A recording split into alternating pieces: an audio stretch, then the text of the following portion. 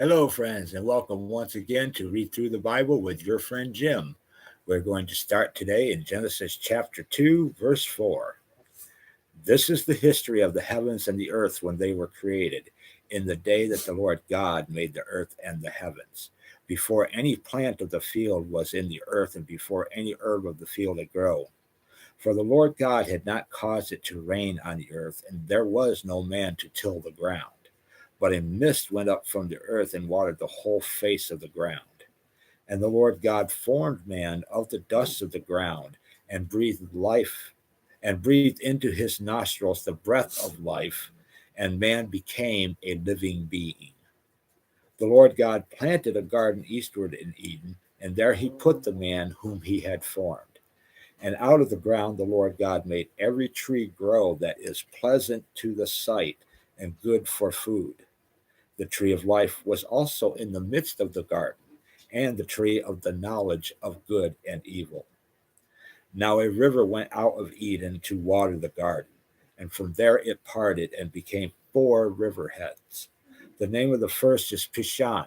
It is the one which skirts the whole land of Havilah, where there is gold. And the gold of that land is good. Bdellium and the onyx stone are there. The name of the second river is Gihon. It is the one which goes around the whole land of Cush. The name of the third river is Hiddekel. It is the one which goes toward the east of Assyria. The fourth river is the Euphrates. Then the Lord God took the man and put him in the Garden of Eden to tend and keep it. And the Lord God commanded the man, saying, Of every tree of the garden you may freely eat, but of the tree of the knowledge of good and evil you shall not eat. For in the day that you eat of it, you shall surely die. And the Lord God said, It is not good that man should be alone. I will make him a helper comparable to him. Out of the ground the Lord God formed every beast of the field and every bird of the air, and brought them to Adam to see what he would call them. And whatever Adam called each living creature, that was its name. So Adam gave names to all cattle, to the birds of the air, and to every beast of the field.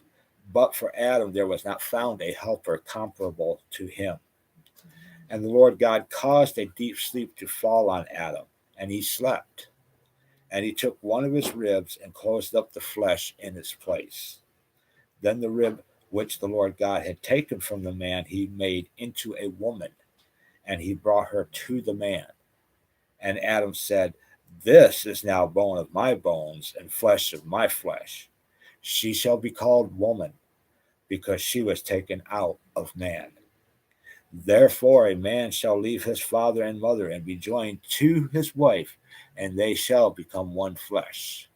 And they were both naked, the man and his wife, and were not ashamed. Thus ends today's reading. Thank you for joining me. May God bless you, and may you have a good day. Goodbye.